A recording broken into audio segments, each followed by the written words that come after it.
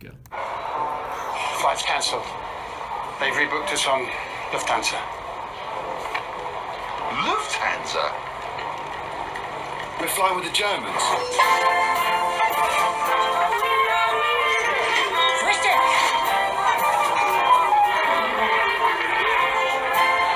Jetzt hat die Chance. Und Deutschland Finale! Is everything okay?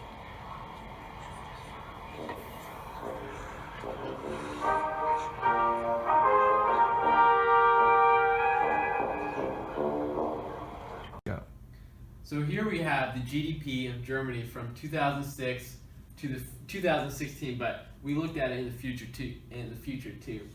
So here in 2006, it looks pretty good, but then it drops a lot in 2009. We'll look into that in a second. And then when we get to 2016, it's a little lower than what it was in 2006, but it's at a constant decrease into the future. So looking at some charts here, I noticed that the GDP for agriculture in Germany has decreased significantly. However, GDP for construction has increased. GDP for manufacturing has also increased. GDP from public services has decreased.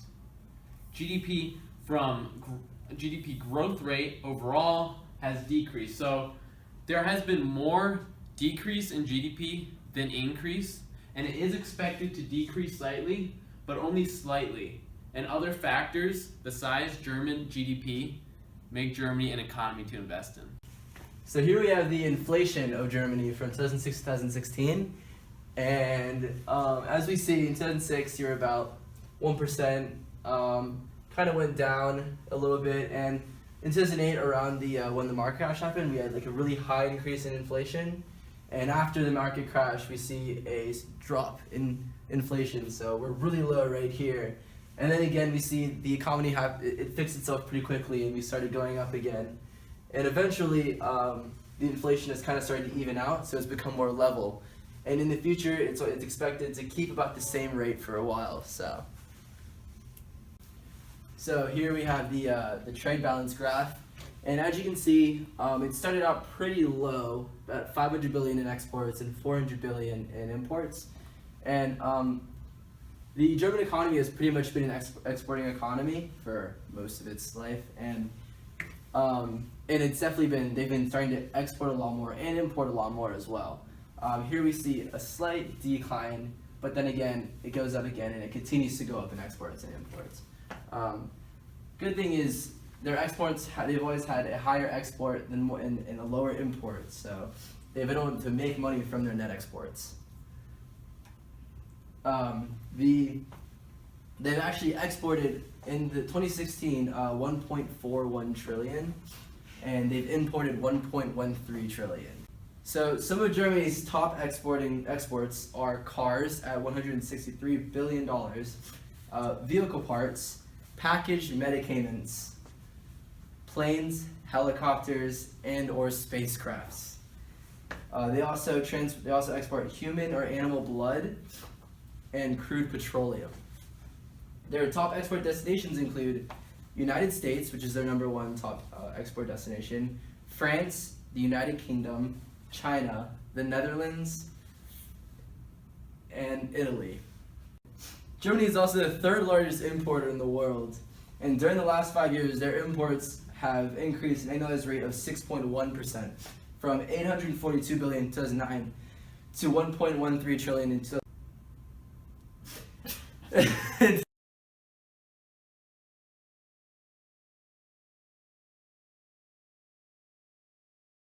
Germany is currently the third largest importer in the world, and during the last 5 years, the imports to Germany have increased at an annualized rate of 6.1%, from 842 billion in 2009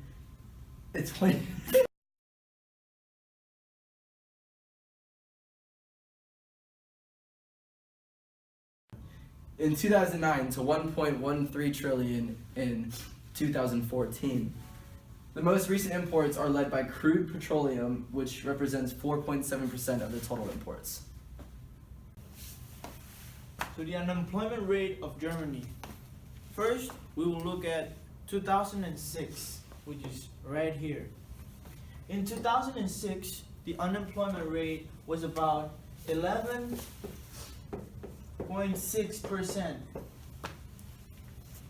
As it progressed towards 2016, it decreased to 4.29%. The two main factors for the decrease in unemployment rate are change in demographics and stronger industries. First, the change in demographics.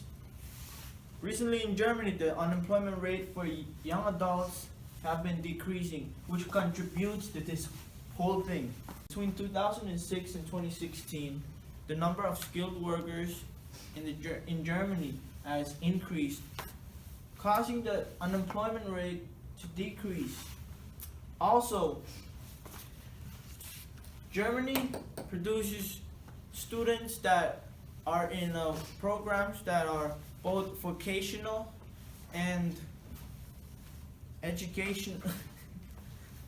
Some of the main changes in demographics that contribute to the decreasing unemployment of Germany is the fact that more women are starting to work, and also vocational programs in schools. So that when students are going to school, they are going to they're at the same time they're going to school, they're also in jobs and being employed.